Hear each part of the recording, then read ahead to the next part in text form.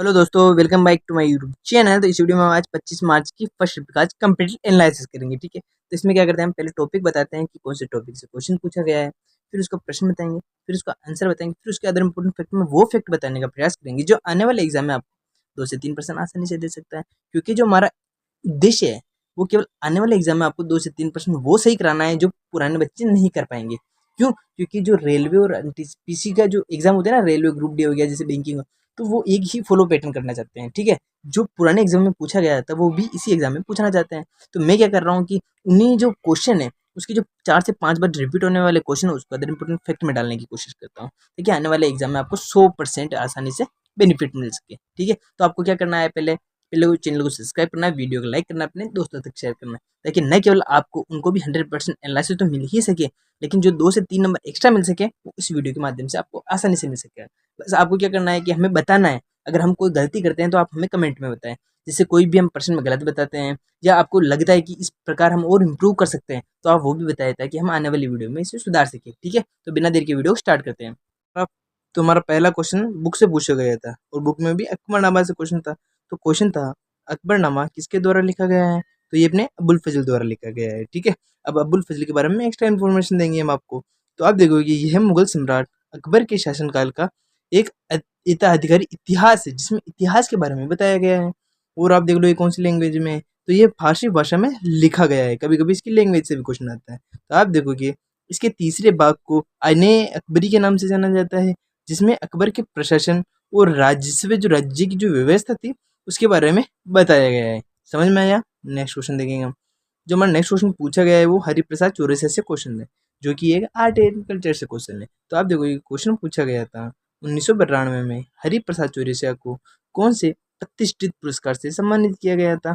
तो उन्हें पद्म भूषण से सम्मानित किया गया था। ठीक है, अब कौन कौन से समय सम्मानित किया गया था और किसके वो आर्ट एंड कल्चर में फेवरेट है वो भी देख लो आप। तो वे एक प्रसिद्ध बांसुरी वादक कलाकार हैं। उनका संबंध कौन से घराने से? उनका संबंध मेहर जो घराना है उससे संबंधित है। उन्हें वर्ष 2000 में भारत के दूसरे सबसे बड़े नागरिक सम्मान पद्म भूषण से भी सम्मानित किया जा चुका है। समझ में आया? नेक्स्ट क्वेश्चन देखेंगे हम। जो हमारा नेक्स्ट क्वेश्चन पूछा गया है तो वो जीएसटी जो परिषद काउंसिल है ना, उससे क्वेश्चन था। तो क्वेश्चन था, जीएसटी परिषद की बैठक में मतदान के दौरान केंद्र व राज्य सरकार का भारित हिस्सा कितना होता है? तो जो केंद्र का हिस्सा होता है 1/3 होता है, जबकि जो सभी अदर अदर राज्य होते हैं ना उनका जो मिलाकर होता है 2/3% होता है। आप देखोगे जीएसटी परिषद का गठन भारतीय संविधान के अनुच्छेद 279 एक क्लोज में बताया गया है। किसी भी प्रस्ताव को पारित करने के लिए 75% मान लो, या उसे 3/4 भी कर सकते हैं, बहुमत की आवश्यकता होती है। केंद्रीय वित्त मंत्री इस परिषद के अध्यक्ष होते हैं। समझ में आया? नेक्स्ट क्वेश्चन देखेंगे हम। जो हमारा नेक्स्ट क्वेश्चन पूछा गया था वो यांत्रिक ऊर्जा से था। तो क्वेश्चन था, यांत्रिक ऊर्जा किन दो ऊर्जाओं का योग होती है? तो वह गतिज ऊर्जा के और एक स्थितिज ऊर्जा दोनों के योग का उपयोग होती है। समझ में आया? अब इसका सूत्र भी देख लो, यांत्रिक ऊर्जा kinetic energy and potential energy. ठीक है, जो गति के कारण उत्पन्न होती है वह गतिज ऊर्जा कहलाती है। वह स्थिति व आकार के कारण उत्पन्न होने वाली ऊर्जा को स्थिति ऊर्जा कहा जाता है। समझ में आया? नेक्स्ट क्वेश्चन देखेंगे। ठीक है, तो नेक्स्ट जो क्वेश्चन था वो अस अम ई की स्थापना से क्वेश्चन था। तो इसकी फुल फॉर्म देख लो आप। इसकी फुल फॉर्म होती है school of minerals मेटालॉजिकल and materials engineering होती है। समझ में आया? इसकी स्थापना कब हुई थी? तो इसकी स्थापना 2012 में हुई थी। ठीक है, अब इसका जो हेडक्वार्टर है वो भी देख लो आप। तो ये मुख्य रूप से आईआईटी भुवनेश्वर का एक हिस्सा माना जाता है, जिसका उद्देश्य खनिज प्रसंस्करण या धातु विज्ञान के क्षेत्र में उच्च शिक्षा व अनुसंधान को बढ़ावा देना होता है। समझ में आया? नेक्स्ट क्वेश्चन देखेंगे हम। जो हमारा नेक्स्ट क्वेश्चन पूछा गया था वो फाइल पाथ से क्वेश्चन था, मतलब कंप्यूटर से क्वेश्चन था। तो क्वेश्चन था, कॉन्फिग डॉट इन का सही संयोजन पथ कौन सा है? तो इसका होता है पहले स्लेश आता है, फिर कॉन्फिग डॉट इन आता है। समझ में आया? जबकि आप देखोगे यूनिक्स हो गया, लाइनेक्स हो गया, मैक ओएस हो गया, जिसे सिस्टम में सामने का स्लेश डैश रूट डायरेक्टरी को दर्शाता है। समझ में आया? जबकि जो विंडोज सिस्टम में इसके विपरीत बैंक स्लेश इस प्रकार का उपयोग किया जाता है। इसमें इस प्रकार का, इसमें इस प्रकार का उपयोग होता है। समझ में आया? नेक्स्ट क्वेश्चन देखिए हम। जो हमारा नेक्स्ट क्वेश्चन पूछा गया था वो सर्वोच्च न्यायालय का जो निर्णय की समीक्षा होती है ना, रिव्यू, उससे क्वेश्चन था। समझ में आया? आप देखोगे तो क्वेश्चन था, सर्वोच्च न्यायालय किस अनुच्छेद के तहत अपने फैसले को पुनर्विलोकन मतलब रिव्यू कर सकता है? तो वो आर्टिकल 137 के द्वारा वापस देख सकता है कि हमने क्या लिखा था, क्या हुआ था उसमें। तो आप देखोगे समीक्षा याचिका फैसला सुनाने जाने के 30 दिनों के भीतर दायर की जानी चाहिए। समझ में आया? जैसे मैंने अगर फैसला सुना दिया तो उसे 30 दिनों के अंदर भीतर वापस बता दिया जाता है, तो उसे रिव्यू किया जा सकता है, अर्थात 30 दिनों के बाद नहीं किया जा सकता। अनुच्छेद 142 में क्या लिखा हुआ है, ये भी इम्पोर्टेंट है। तो आप देखोगे, यह सुप्रीम कोर्ट को पूर्ण न्याय करने के लिए विशेष आदेश की शक्ति प्रदान करता है। ठीक है भाई, लोगों चैनल को सब्सक्राइब कर देना, क्योंकि इसमें हम क्या कर रहे हैं, पहले टॉपिक बता रहे हैं, फिर अदर इंपॉर्टेंट फैक्ट में वो क्वेश्चन बता रहे हैं जो आपको 2 से 3 नंबर आसानी से दे सकता है। ठीक है, तो नेक्स्ट क्वेश्चन देखेंगे हम। तो नेक्स्ट जो क्वेश्चन पूछा गया था वो अकबरनामा से क्वेश्चन था। तो क्वेश्चन था, अकबरनामा किसके द्वारा लिखा गया है? तो ये अपने मजबूर फजल द्वारा लिखा गया है। ठीक है, अब इसकी भाषा देख लेते हैं। तो यह पुस्तक मूल रूप से पारसी भाषा में लिखी गई है। अब इसकी जो स्ट्रक्चर है उससे क्वेश्चन देख लेते हैं हम। अकबरनामा 3 भागों में विभाजित किए। इसके तीसरे भाग को आईन अकबरी के नाम से जाना जाता है। अबुल फजल ये सम्राट अकबर के जो दरबार था उसमें 9 रुद्रों में से एक थे। समझ में आया? नेक्स्ट क्वेश्चन देखेंगे हम। जो हमारा नेक्स्ट क्वेश्चन था वो कौन सा था? द इमरजेंसी डायरीज है, एक बुक लॉन्च हुई थी, अभी करंट का क्वेश्चन है, तो उससे क्वेश्चन था। तो क्वेश्चन था अपने, जून 2025 में विमोचित पुस्तक the emergency diaries year that forgot a leader किस वर्ष की अवधि को दर्शाती है? तो ये 1975 से 1977 की अवधि को दर्शाती है। समझ में आया?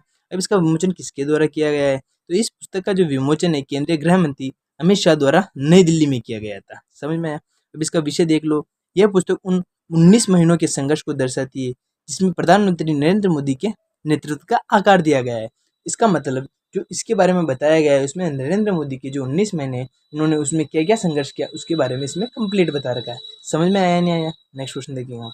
जो मैं नेक्स्ट क्वेश्चन पूछा गया था वो भारतीय इतिहास में 1991 और 1980 1998 और 1999 में जो संघर्ष हुआ था, ठीक है, वो ग्लोबल रिलेशन के रूप में, उसके बारे में क्वेश्चन था। क्वेश्चन था, भारत में 1991 से 1992 में और 1998-1999 के दौरान निम्नलिखित में से किसमें गिरावट और सुस्ती देखी गई थी? तो वो उद्योग के क्षेत्र में देखी गई थी। इसका कारण क्या था कि जो अपने विदेशी मुद्रा का भंडार है वो कम पड़ गया था। समझ में आया? 1991 का संकट कौन सा था वो देख लो आप। इसे भुगतान संतुलन संकट कहा जाता है, जिसके कारण भारत की आर्थिक स्थिति कमजोर पड़ने लगी थी। क्यों?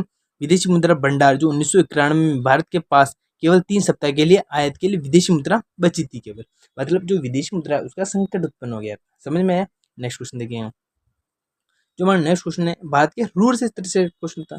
तो क्वेश्चन था, भारत में किसे भारत का रूर या प्रमुख खनिज आधारित उद्योग क्षेत्र के रूप में जाना जाता है? तो वह छोटा नागपुर प्रठार झारखंड को माना जाता है। अब इसकी तुलना भी देख लेते हो। जर्मनी के रूर क्षेत्र की तरह यहाँ खनिज जैसे कोयला हो गया, लोहा हो गया, अभ्रक का विशाल भंडार पाया जाता है। जबकि इसका विस्तार देख लो कहाँ से कहाँ तक। तो ये मुख्य रूप से झारखंड, पश्चिम बंगाल और उड़ीसा के कुछ क्षेत्रों में फैला हुआ है। समझ में आया या नहीं आया? नेक्स्ट क्वेश्चन देखेंगे हम। जो हमारा नेक्स्ट क्वेश्चन था वो वैदिक काल में जो गोपति है इसका क्या अर्थ होता है उससे क्वेश्चन था। तो ये क्वेश्चन पूछा गया था, वैदिक काल में गोपति का अर्थ क्या होता है? तो उसका अर्थ होता है मवेशियों का स्वामी, मतलब राजा होता है। जिस प्रकार राज्य में एक राजा होता है उसी प्रकार गायों की जो रक्षा करता है उसे गोपति के नाम से जाना जाता है। अब जो गोपति है इसका अर्थ भी देख लेते हैं। गो का जो अर्थ होता है वो तो गाय या मवेशी हो गया, और पति का मतलब होता है स्वामी या रक्षक हो गया। जिस प्रकार पति अपनी रक्षा करता है अपनी पत्नी की, उसी प्रकार पति का मतलब रक्षक या स्वामी माना जाता है। ये भी ऐतिहासिक संदर्भ देख लो इसमें क्या क्या है। तो वैदिक काल में गाय को सबसे मूल्यवान संपत्ति माना जाता था। कबीले के मुखिया जैसे राजन का मुख्य करते हुए मवेशियों की रक्षा करना, और इसलिए उसे गोपति के नाम से जाना जाता था। समझ में आया? तुम्हारा नेक्स्ट क्वेश्चन भारतीय संविधान में आर्टिकल 23 से क्वेश्चन था। तो क्वेश्चन था, भारतीय संविधान का अनुच्छेद 23 निम्नलिखित में से किससे संबंधित है? तो ये मानव तस्करी और जबरन श्रम का निषेध देना उससे संबंधित है।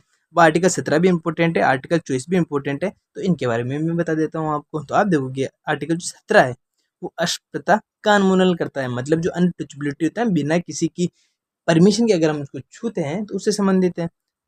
इसका मतलब वो नहीं है जो आप सोचना चाह रहे हो, छूने का मतलब जो वो नहीं होता कि जो छोटी जात के लोगों के साथ जो छूछूत किया जाता है उससे संबंधित है। समझ में आया?